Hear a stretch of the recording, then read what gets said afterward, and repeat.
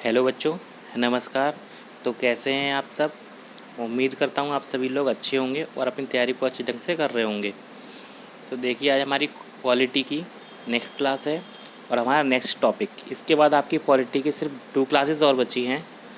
ठीक है, मात्र 2 क्लासेस और आपकी पॉलिटी बिल्कुल ख़त्म हो जाएगी, आपका सिलेबस बिल्कुल कंप्लीट हो जाएगा। और आपसे वादा करता हूँ आपको 5 में से 5 क्वेश्चन हमारी वीडियोस से ही देखने को मिलेंगे। ठीक है, तो हमारी वीडियोस को ध्यान से देखिए और अपनी तैयारी को बेहतर बनाइए। तो चलिए स्टार्ट करते हैं। देखिए, एक चीज़ आपको और बता दूं, आपको AB सफलता से पढ़ने का एक फ़ायदा ये भी है कि आपको सारे के सारे नोट्स आप हमारे टेलीग्राम ग्रुप पर मिल जाते हैं। आपको नोट्स बनाने की कोई आवश्यकता नहीं है, आप बस उन्हें रिवाइज कर लीजिए और आपको सारा कुछ याद हो जाएगा। ठीक है, तो चलिए स्टार्ट करते हैं। देखिए, तो आज हमारा नया टॉपिक है स्थानीय निकाय तथा पंचायती राज। तो पंचायती राज के बारे में देख लेते हैं। तो सन 1882 में तत्कालीन वायसराय लॉर्ड रिपन ने स्थानीय स्वशासन के लिए एक प्रस्ताव पारित किया, जिसे स्थानीय स्वशासन का मैग्ना कार्टा कहा जाता है। देखिए, बहुत इंपॉर्टेंट क्वेश्चन है ये और कई बार पूछा भी गया है। ठीक है, कि स्थानीय स्वशासन का मैग्ना कार्टा किसे कहा जाता है। ठीक है, तो ये उस प्रस्ताव को कहा जाता है जो लॉर्ड रिपन ने जो पारित किया था। ठीक है, तो ये आप बिल्कुल याद रखेंगे। सारे पॉइंट जो मोस्ट इम्पोर्टेंट होते हैं हम आपके लिए वही लेकर आते हैं। ठीक है, और आपको हमारी वीडियोस से 5 में से 5 क्वेश्चन पूरे के पूरे आपको अपने एग्ज़ाम में देखने को मिलेंगे। ठीक है, चलिए आगे देख लेते हैं। तो नेक्स्ट पॉइंट हमारा है, लॉर्ड रिपन को ही स्थानीय स्वशासन का जनक कहा जाता है। बहुत बार क्वेश्चन आया है। देखिए, आपको कई सारे एग्ज़ाम मिल जाएगा, पीईटी की बात नहीं है, कई सारे एग्ज़ाम में मिल जाएगा कि स्थानीय स्वशासन का जनक किसे कहा जाता है। ठीक है, तो ये किसे कहा जाता है, रिपन को। चलिए नेक्स्ट देख लेते हैं क्या है। 1935 के अधिनियम द्वारा स्थानीय स्वशासन को पूर्णतः राज्य का विषय बना दिया गया। ठीक है, तो क्वेश्चन यहाँ से भी बनता है कि स्थानीय स्वशासन किसका विषय है। ठीक है, केंद्र का, राज्य का या समवर्ती सूची का। तो ये राज्य का विषय है। चलिए नेक्स्ट देख लेते हैं क्या है। स्थानीय स्वशासन को लोकतांत्रिक विकेंद्रीकरण भी कहते हैं। महात्मा गांधी ने लोकतांत्रिक विकेंद्रीकरण का समर्थन किया। देखिए, स्थानीय स्वशासन को क्या कहते हैं, मोस्ट इम्पोर्टेंट है लोकतांत्रिक विकेंद्रीकरण। ठीक है, क्या कहते हैं, लोकतांत्रिक विकेंद्रीकरण भी कहते हैं। अच्छा, विकेंद्रीकरण का मतलब होता है कि शक्तियों का विकेंद्रीकरण, मतलब कई हाथों में शक्तियाँ चले जाना। ठीक है, कई स्तरों पर शक्तियाँ होना, जैसे केंद्र स्तर पर, राज्य स्तर पर, और इसके बाद ये जिला स्तर पर, मंडल स्तर पर और ग्राम स्तर पर। तो शक्तियों को कई जगह बांट दिया गया, कई लोगों के हाथों में लोकतंत्र की शक्तियाँ आई, तो इसे क्या कहा गया, लोकतांत्रिक विकेंद्रीकरण। और ये ज़रूरी भी था गाँव, छोटे शहर या गांव के विकास के लिए। ठीक है, और महात्मा गांधी लोकतांत्रिक विकेंद्रीकरण के बहुत बड़े समर्थक थे। ठीक है, आपको ये भी याद रखना, कई बार एग्जाम से पूछा जा चुका है। तो स्थानीय स्वशासन देख लेते हैं। स्थानीय स्वशासन 2 प्रकार से होता है, ग्रामीण क्षेत्रों में जिसे हम पंचायती राज कहते हैं, दूसरा होता है शहरी क्षेत्रों में। ठीक है, चलिए आगे देख लेते हैं। पंचायती राज व्यवस्था के संबंध में सुझाव देने के लिए कई समितियों का गठन किया गया। देखिए, ये समितियाँ बहुत ज़्यादा इंपॉर्टेंट है, पूछा जाता है इनसे।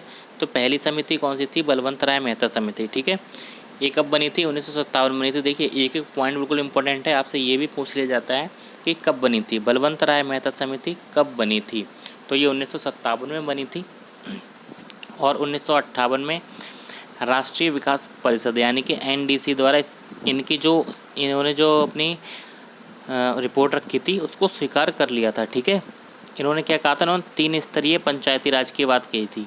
तो कौन से 3 स्तरों पर उन्होंने पंचायती राज की बात की थी, तो उन्होंने बात की थी ग्राम स्तर पर, ग्राम पंचायत, ठीक है, मंडल स्तर पर या खंड पंचायत भी कहते हैं या पंचायत समिति भी कहते हैं। ठीक है, इसके बाद जिला पंचायत। तो 3 स्तर की पंचायत के बारे में बात की थी किसने, बलवंत राय मेहता ने। बहुत इंपॉर्टेंट क्वेश्चन रहते हैं इनके। ठीक है, क्योंकि कई बार पूछा जाता है इनसे क्वेश्चन। और ये भी पूछा जाता है कि बलवंत राय मेहता को पंचायती राज का शिल्पकार या वास्तुकार कहा जाता है। देखिए, बहुत बार पूछा जाता है पंचायती राज का शिल्पकार या वास्तुकार किसे कहते हैं, तो ये कहते हैं बलवंत राय मेहता को, जो सबसे पहली समिति बनाई गई थी पंचायती राज के लिए। ठीक है, तो पंचायती राज की शुरुआत कहाँ हुई? तो 2 अक्टूबर 1959 को राजस्थान के नागौर से। बहुत बार आया है क्वेश्चन, मोस्ट इम्पोर्टेंट है। राजस्थान के नागौर से जवाहरलाल नेहरू ने इसकी शुरुआत की। ठीक है, तो आपसे ये पूछा जाता है पंचायती राज की शुरुआत कहाँ से हुई? तो ये राजस्थान से हुई। कभी कभी राजस्थान ना देखे नागौर भी पूछ लेता है, ऑप्शन में नागौर दे रखा होता है। यह पूछा जाता है किसने की? तो जवाहरलाल नेहरू ने की। कब की? तो 1959 में की। ठीक है, तो आपको ये सारे पॉइंट याद रखने हैं। तो चलिए आगे देख लेते हैं। सेकंड समिति जो बनी थी अशोक मेहता समिति। ये 1977 में बनी थी। ठीक है, तो इन्होंने क्या सिफारिश की थी? इन्होंने 2 स्तरीय पंचायत समिति की सिफारिश की थी। कौन कौन से? मंडल स्तर पर और जिला स्तर पर।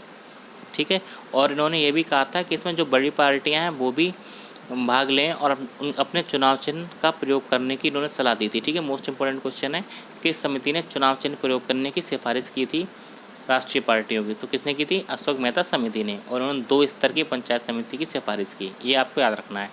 बलवंत राय मेहता ने 3 स्तरीय की सिफारिश की थी और अशोक मेहता ने 2 स्तरीय की सिफारिश की थी। ठीक है, चलिए नेक्स्ट समिति देख लेते हैं क्या है। नेक्स्ट समिति है GVK राव समिति। तो ये कब बनी थी? ये 1985 में बनी थी और ये योजना आयोग की सिफारिश पर गठित की गई।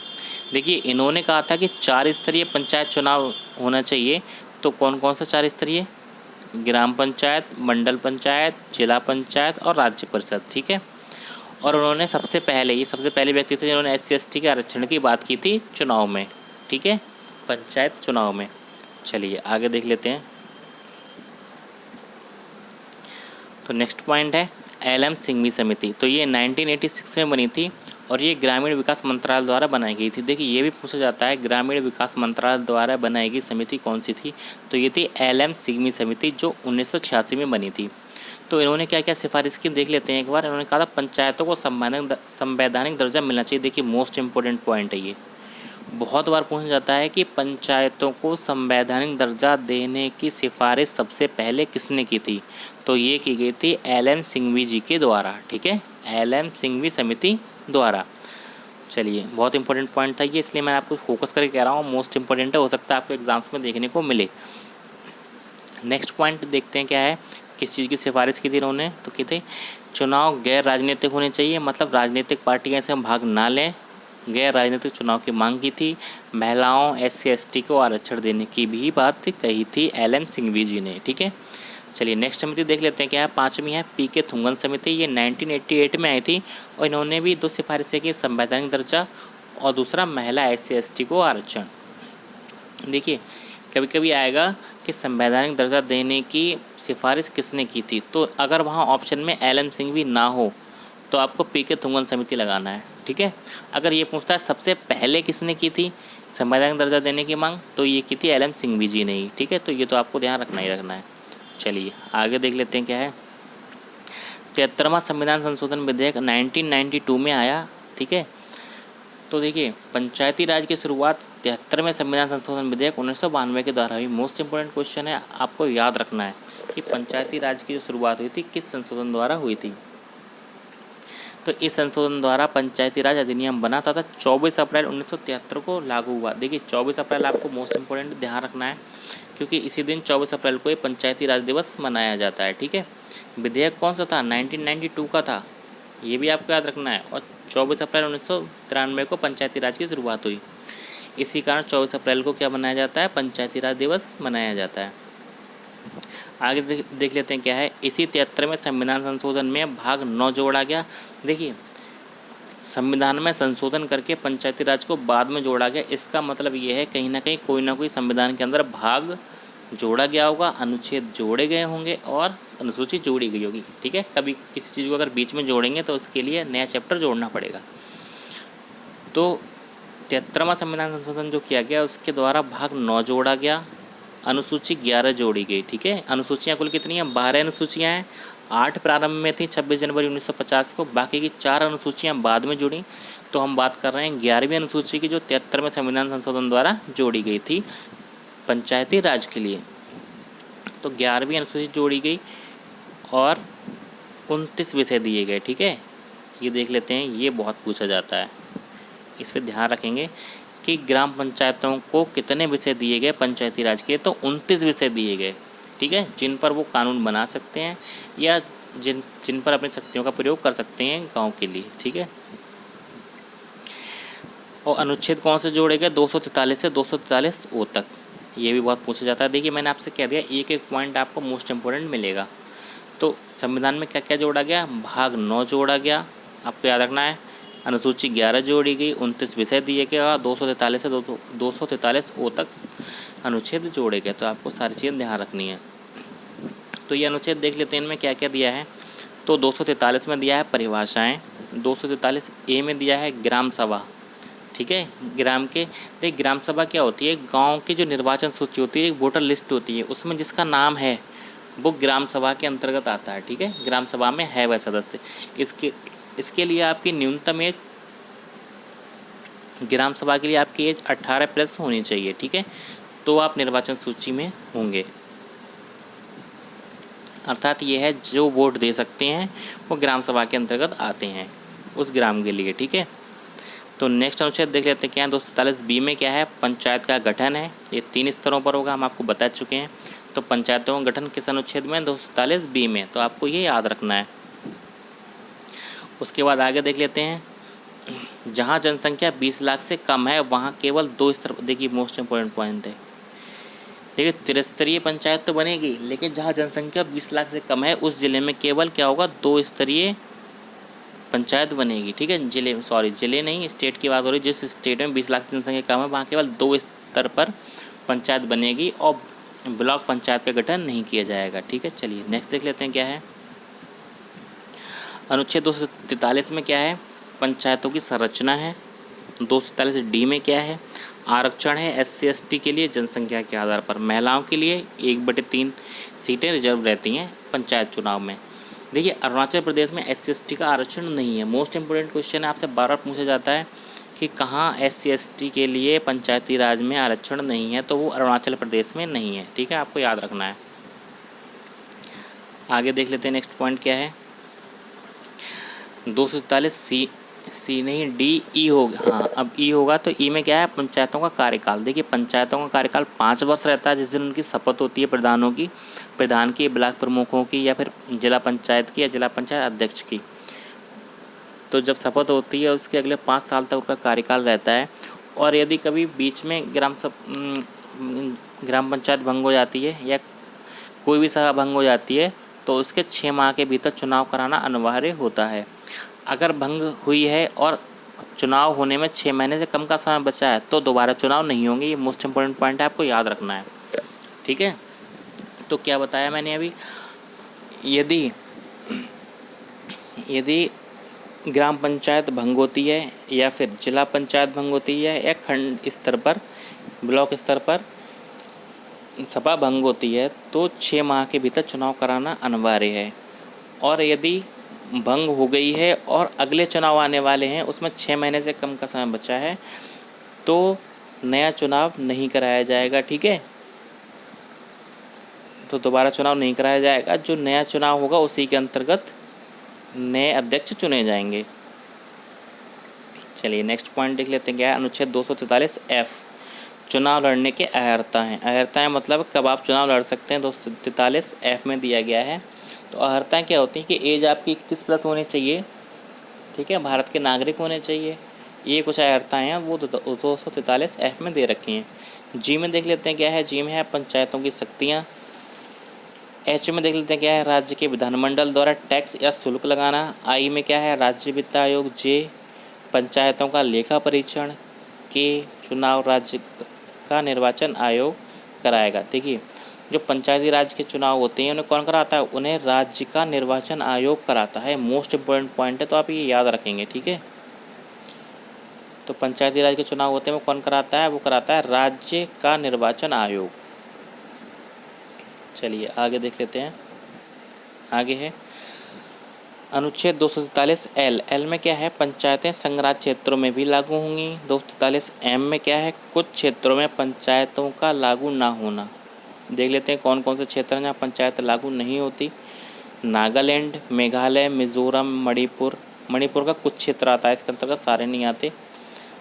ठीक है, तो नेक्स्ट पॉइंट क्या है, दार्जिलिंग। दार्जिलिंग में क्या है, जिला स्तर लागू नहीं है, यहाँ गोरखा परिषद है। देखिए मोस्ट इंपोर्टेंट पूछा जाएगा, गोरखा परिषद कहाँ है, तो कहाँ, दार्जिलिंग में। ठीक है, चलिए नेक्स्ट देख लेते हैं क्या है, 243 एन में क्या है, 24 अप्रैल 1993 से पहले के नियम 1 साल तक बने रहेंगे। देखिए 243 एन बना, देखिए जब 73वां संविधान संशोधन लागू हुआ उस समय से पहले भी जो कुछ नियम बने थे उसके आधार पर चुनाव होते थे।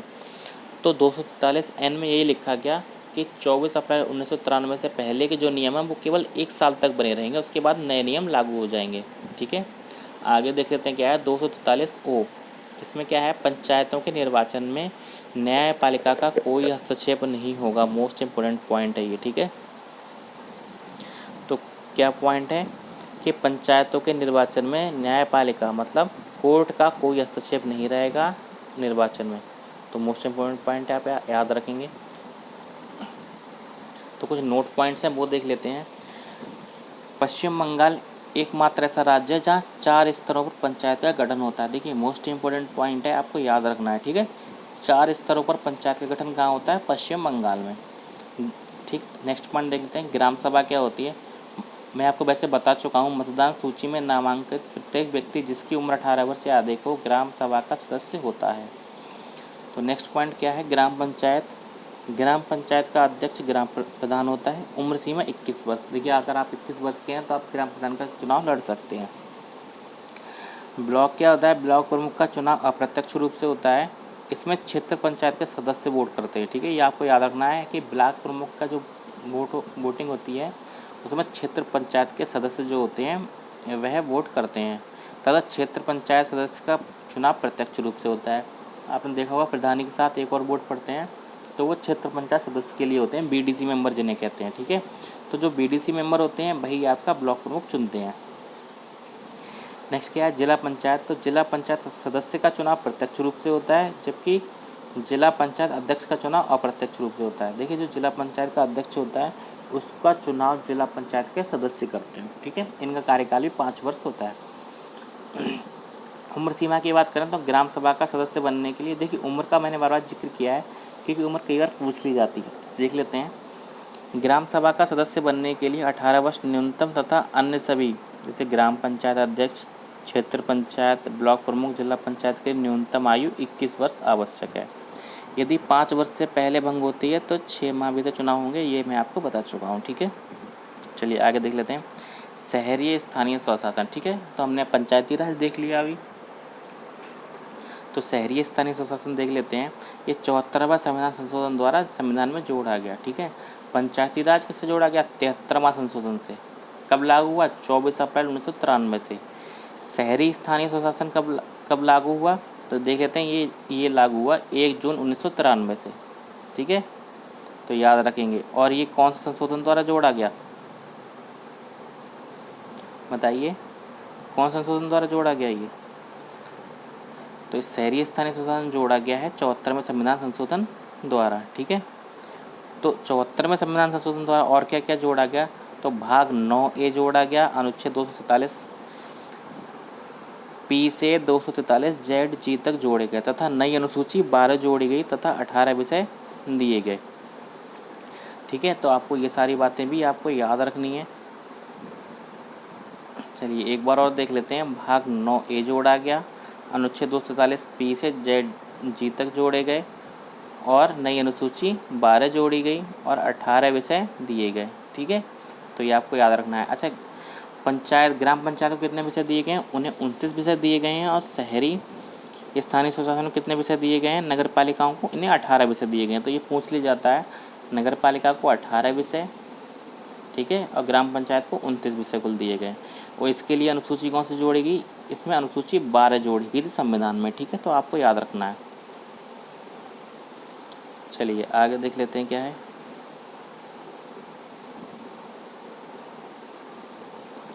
अनुच्छेद 243 पी में क्या है, परिभाषाएं दी गई हैं।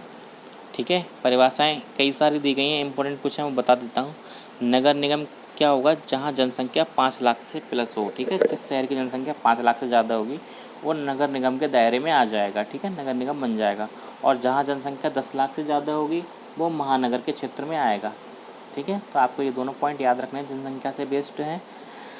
और यूपी में अभी कुल 70 नगर निगम है, ये आपको याद रखने हैं, बहुत बार पूछा जाता है यूपी में कुल कितने नगर निगम हैं, तो अभी 70 नगर निगम हैं। आपको एक क्वेश्चन बताना है कि लेटेस्ट लास्ट में नगर निगम कौन सा बना है, ठीक है। तो आपको ये पॉइंट बताना है ज़रा कमेंट बॉक्स में। चलिए आगे देख लेते हैं इसके अनुच्छेद के बारे में। तो 248 क्यू क्या कहता है, नगर पालिकाओं गठन। आर में क्या है, नगर पालिकाओं की संरचना। एस में है समितियाँ वहाँ बनेगी जहाँ जनसंख्या 3 लाख से प्लस हो वहाँ, ठीक है। टी में क्या है, आरक्षण मतलब वही SC/ST और महिलाओं को चुनाव लड़ने में आरक्षण, उसकी बात हो रही है। यू में क्या है, यू में है अवधि कि 5 वर्ष तक रहेंगे जो भी अपने पद पर होंगे। योग्यताएं वही कि 21 वर्ष से आयु प्लस होनी चाहिए, भारत का नागरिक होना चाहिए, तब वोटर लिस्ट में नाम होना चाहिए। डब्ल्यू में क्या है, नगर पालिकाओं की शक्ति। एक्स में क्या है, नगर पालिकाओं को कर अध्यारोपित करने की शक्ति। वाई में क्या है, वित्त आयोग। जेड में क्या है, नगर पालिकाओं के लेखाओं की संपरीक्षा। जेड ए में क्या है, नगर पालिकाओं का निर्वाचन किस प्रकार से होगा, ये भी राज्य निर्वाचन आयोग कराता है, ठीक है, आपको याद रखना है। जेड बी में क्या है, नगर पालिकाओं का केंद्र शासित प्रदेशों में भी नगर पालिकाएँ होती हैं, तो 247 जेड बी से। 247 जेड सी में क्या है, कुछ क्षेत्रों में नगर पालिकाओं का लागू ना होना। जेड डी में क्या है, जिला योजना समिति का गठन। जेड ई में क्या है, महानगर योजना समिति का गठन। जेड एफ में क्या है, विद्यमान नगर पालिकाओं का बना रहना। जेड जी में क्या है, न्यायपालिका नगर पालिकाओं के निर्वाचन में कोई हस्तक्षेप नहीं करेगा। लास्ट वाले पॉइंट दोनों के सेम है कि न्यायपालिका इसके निर्वाचन में कोई भी हस्तक्षेप नहीं करेगा, ठीक है। तो ये आपका एक और टॉपिक ख़त्म होता है। आपको ये याद दिला दूँ कि ए बी सफलता आपके लिए UP-SSC PET में क्रैश कोर्स चला रहा है, और ये क्रैश कोर्स जो है आपके लिए बहुत ज़्यादा लाभदायक होने वाला है। सारे क्वेश्चंस बहुत ज़्यादा इंपॉर्टेंट है। इसके बाद हम आपको प्रीवियस ईयर कराएंगे और इम्पोर्टेंट क्वेश्चंस कराएंगे, ठीक है। वादा है आपको कि 5 में से 5 क्वेश्चन आपको यहीं से देखने को मिलेंगे पॉलिटी के। इससे पहले current affair January to June हो चुकी है, आपको करंट अफेयर में भी एक भी क्वेश्चन इस बार बाहर से देखने को नहीं मिलेगा, मेरा वादा है आपसे। तो अगर आप अपने UP-SSC PET के एग्ज़ाम में अपना स्कोर 85+ करना चाहते हैं तो हमारे चैनल ए बी सफलता को सब्सक्राइब कीजिए, हमारे वीडियोज़ को लाइक कीजिए, ठीक है, ताकि आप अपनी तैयारी को और बेहतर बना सकें। धन्यवाद।